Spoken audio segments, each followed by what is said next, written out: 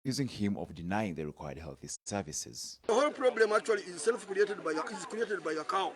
When they tell you somebody should be removed from the place for good administration, and then you maintain him there, then that's how the situation gets worse. The locals claim that besides the poor services, the hygiene at the health center also isn't good. They also accuse health workers of using hospital beds rather than the patients. The community was very right to do a peaceful demonstration to show that this man can no longer hold this office. This was brought to the attention of the Chikube Resident Commissioner's office, who ordered for the arrest of the Nsonzi Health Center 3 in charge. I'm ordering you to look for him, arrest him, and he should go and be charged.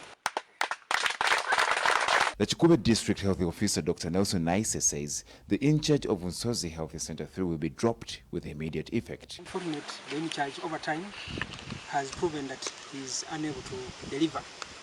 We have actually transferred him to another facility, and we thought he would give him a chance to continue leading, but the YC... Cuthbert Chigozie, NBS, your story. Many thanks, Cuthbert Chigozie. In our segment, as said, we bring you legislator for Chira, Ibrahim Semujungana, speaking about matters of NSSF and more in Parliament.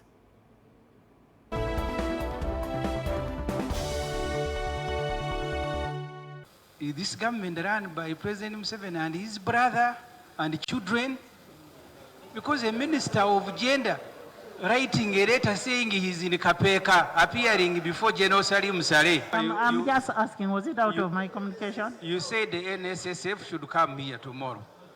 And part of the problem is that you're inviting a minister, yet the minister is also appearing in Kapeka. So I am wondering if you are going to get Kapeka to appear here, because that's where the real problems are.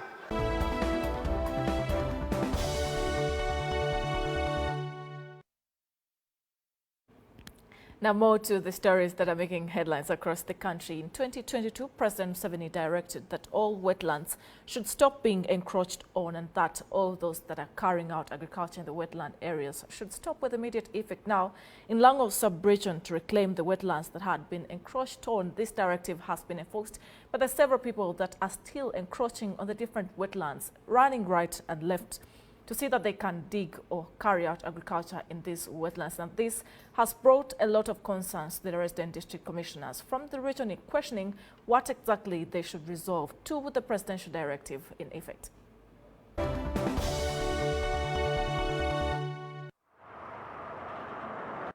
In May 2022, the district authorities across Lango sub-region issued an ultimatum of 90 days to have those encroaching on the wetlands to voluntarily vacate as government embarks on a massive drive to reclaim the wetlands. Not everyone can really live at once. Some of them are still going back, some of them are still heaping potatoes, some of them have started cultivation, but we are at watch. This has come in the right time where the Paris development model is in place. And I appreciate that the different leaders at all levels are trying to direct our communities to choose the eco-based solutions, which helps in keeping our water available. In the monthly district security committee meetings chaired by the resident district commissioners, the authorities indicated that after receiving the presidential directive to evict the encroachers, they found that despite several interventions, encroachment on wetlands is still rampant. We are now coming up with the serious enforcement. The enforcement will be arresting them because we have the National Environmental Act of 2019, which is a tool which is helping everyone. In Dokolo district, where locals cultivating the wetlands signed a commitment document to vacate the wetlands, authorities say some have still continued to dig in the wetlands. Barbara Akage, the resident district commissioner, says some of the wetlands have either been hired or sold out by individuals, making it hard for authorities to intervene. In some places, we discovered some of them have been sold. Some of them are being hired out. Someone is saying he hires out to farmers. When we moved around, we found individuals who are over 70 years old, but have cultivated in wetlands all their lives. In each of the 9 districts in Lango sub-region, less than 20 kilometers of wetland is said to have been demarcated, leaving a greater portion vulnerable to the encroachers. We also went ahead and I demarcated the wetlands because initially our people didn't know what a wetland was. So we went around demarcating, tell them that from here up to there is a wetland, there is a wetland. So they got to know who was in a wetland and who wasn't.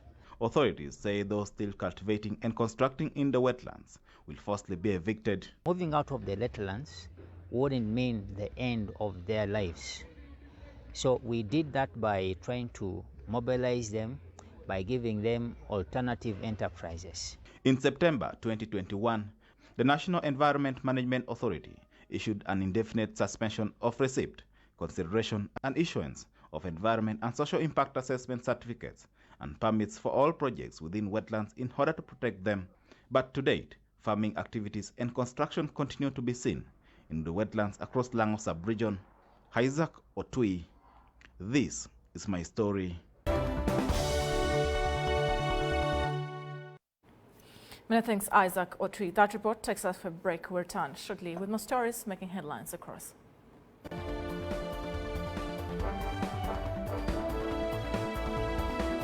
NBS, your story.